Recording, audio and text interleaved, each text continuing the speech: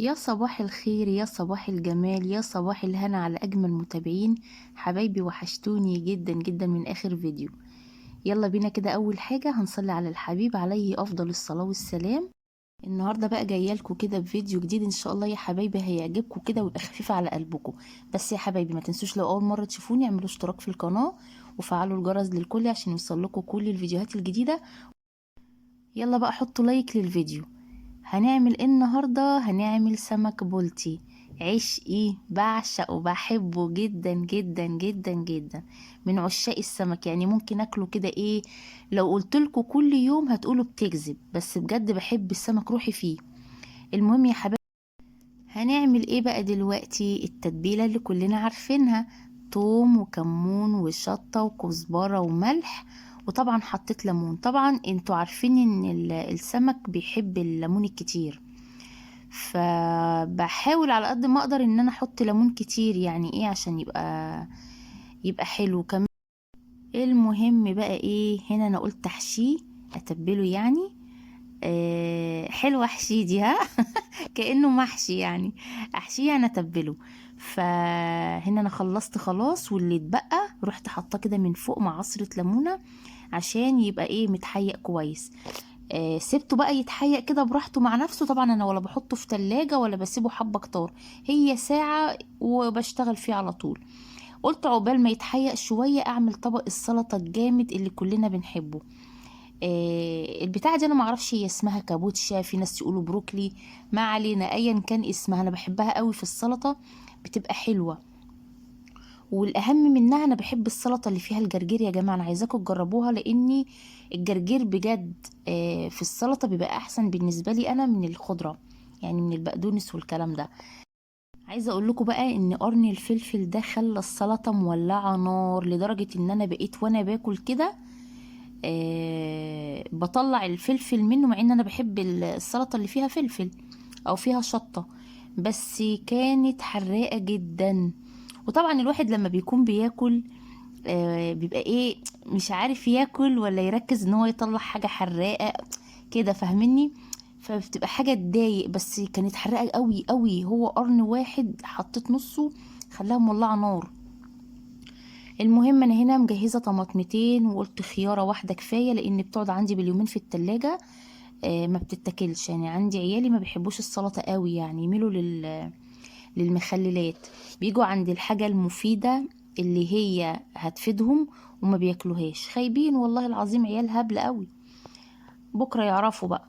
المهم ايه، طبق السلطة ده عايزة اقولكم ان هو اصلا المفروض من اهم الحاجات اللي بتبقى على طبلية الاكل او على سفرة الاكل، بس عند اللي يعرف بقى. طبعا انتوا عارفين ان ولادنا بيبقوا، يعني الحاجة اللي بنقولها لهم بتبقى هتفيدهم بتبقى هتضرهم، هم فاكرين ان هي هتضرهم. جيل ما يعلم بالله الله. كمان عايزه اقول لكم ان انا بعمل السمك ده وهم اصلا مش هياكلوا منه. طب يا ولاد هتاكلوا ايه؟ لا هاتلنا حاجه تانية ناكلها، احنا ما بنحبش السمك، مع ان هم اصلا كانوا بيحبوا السمك بانواعه، بس فجاه كده كرهوا السمك، ليه ما تعرفوش؟ مجانين والله العظيم ولادي دول. المهم ايه، مش زي كده بحب السمك، لا والله عيال خايبة. المهم انا قلت بقى انا مش هكتر السلطة، هعمل على قد كده، يعني ايه، طبق حلو كده وخلاص، انا وابوهم كفايه على كده. والسمك قلت برضك ايه، يعني هعمل على قد، مش هعمل كتير قد ما هم ايه مش هياكلوه. دول بقى شوية جرجير في الاخر. زي ما قلت لكم دلوقتي انا بحب الجرجير في السلطة احسن من اي خضرة، انا بفضلها، لان انا زمان كنت بحبها بالخضرة عادي، بس لما جربت كده مرة بالصدفة الجرجير والله لقيته احلى بكتير. المهم زي ما انتوا شايفين السمك انا سبته كده ياخد ويدي مع نفسه كده يتحيق وايه، وقلت اعمل طبق السلطة. طيب مش هنعمل بقى يا جماعة رز المرة دي ليه؟ عشان انا كان عندي رز في التلاجة من امبارح، فبيني وبينكم انا بصراحة ربنا انا مبقتش احب ارمي اكل لانه حرام. فكفاية بقى، زمان كنت برمي اكل بالهبل، يعني بصوا ربنا يسامحني، انا كنت برمي اكل في الزبالة. ممكن يعني ايه طيور تاكله تستفاد منه، بس انا يعني عشان ما اعرفش حد كنت برميه بصراحة. بس النهارده قلت لا، انا عندي رز ابيض في التلاجة، ليه اعمل؟ حرام. اطلع اللي في التلاجة اسخنه واستفاد منه احسن. وكمان كده كده هو اصلا ما كانش كتير يعني، كانوا حبة صغيرين قد طبقين كده. المهم ايه، كان طبعا السمك خلاص اتحيق له شويه. قلت بقى ايه، يلا يا بنتي يا امونه خشي حمريه، كانت ريحته حلوه حلوه قوي. المهم هنا حطيتهم في الطاسه كده جنب بعض، ايه يتحمروا. قلت اسخن الرز يعني عقبال ما يتحمروا يكون الرز سخن. بصوا هما يعني حابه يعملوا طبقين، كان حرام والله ان انا اركنه واعمل غيره. كنت الاول بعمل كده، بس الواحد برضك ايه، يعني كل ما بيكبر بيزيد نضج اكتر. الواحد لما بيبقى صغير غير لما بيكبر، يعني تحس ان انت لما بتكبري كده شوية بتبقي واعية اكتر. فربنا بقى يسامحني ويغفر لي. المهم يا جماعة هنا خلاص كان السمك خلص اتحمر. السمكية دي مش عارفة ليه كده حسيت ان هي، مع ان هي صبحة على فكرة، يعني انا جايباه صاحي، بس ايه وانا بطلعها من الزيت لقيتها طريت، معرفش ليه. مع انها مش بايظة ولا اي حاجة، بس يعني ومش معلية النار ومش مهديها، يعني متوسطة. معرفش دي مشكلة الزيت ولا دي ايه، معرفش. المهم هنا كان خلاص، انا طبعا عملت سمكتين بس لاني زي ما لسه قايله لكم هما مش هياكلوا سمك، فعملت على القد عشان بيترمي بعد كده حرام. المهم هنا الرز خلاص سخن اهو. قلت بقى المغرف طبقين مع طبق السلطه الجامد اللي انا قلت لكم عليه دوت. طب والله العظيم شكل السمك يا جماعه يفتح النفس، بس هنقول ايه بقى، يلا عيال خايبه والله. المهم ايه، هنا خلصت اهو، غرفت الرز اهو. يعني الرز ده مش من هوايته، بس باكله بقى وخلاص جنب السمك، يلا مش مشكلة. بصوا بقى هنا كان عندي شوية طماطم في التلاجة، طبعا انتوا عارفين وانا قايله لكم قبل كده ان انا بحب اخزنها. الحمد لله ابتدت تهدى وتعقل، فبدأت بقى ان انا ايه اخزنها قبل اللي هي البلدي، عارفينها اللي هي بيبقى فيها العنقودة الخضراء اللي بتبقى مش راضية تطلع منها دي البلدي اللي انا بقى ما بحبش اخزنها لان هي بتبقى مسكره. طب في واحده ممكن تقول ايه الولايه العبيطه دي، هي ما بتحبش تخزن الطماطم المسكره؟ ده بالعكس، ده بتخلي الاكل حلو. اقول لكم لا، بتخلي الاكل كانك حاطه فيه سكر. فلا، انا ما بحبش كده، انا بحب اخزن بتاعه اليومين دول اللي هي بتبقى عامله زي المرمله، اللي هي مش بلدي بقى، معرفش اسمها ايه، بس بتاعه اليومين دول بتبقى حمرا قوي قوي وجميله كده في الاكل.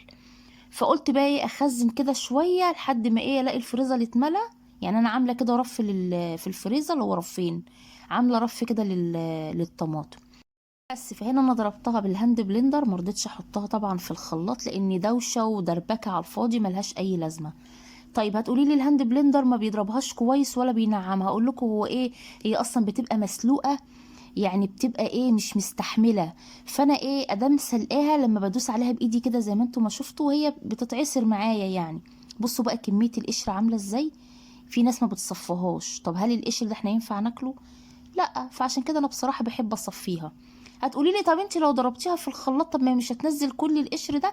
هقول لكم لا، هتنزله لاني انا عندي الخلاط ما بيعصرش الحاجه عدل، يعني بيعمل فيها قطعه، سواء بقى فاكهه او طماطم، بيعملها قطع، السكينه بتاعته مش حاميه، مايعه كده في نفسيها.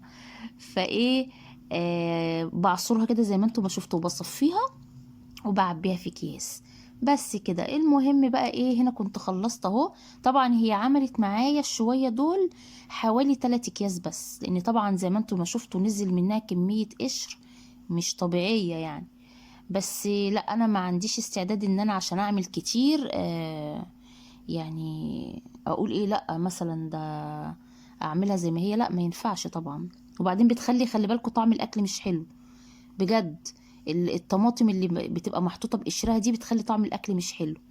فلا، المتصفيه احلى، بتبقى صافيه كده وبتبقى ايه رايقه رايقه في الاكل، يعني تيجي كده تاكلي الحاجه ام صلصه بتبقى رايقه، ما تبقاش فيها كلاكيع. المهم هنا كنت خلصت، طبعا انا لسه هجيب تاني ان شاء الله، ربنا يسهل لما انزل السوق، بس دول كانوا عندي في التلاجة، قلت بدل ما ايه يتبلوا ويبوظوا، طب على ايه، طب ما انا استفاد منهم لحد ما ان شاء الله انزل اجيب تاني. يلا يا حبايبي هتوحشوني قوي قوي، لحد ما اشوفكم الفيديو اللي جاي. بالله عليكم ما تنسوش اللايك، واكتبوا لنا كده في الكومنت ايه رأيكم في السمك وفي عصير الطماطم اللي انا عملته. اشوفكم في فيديو جديد.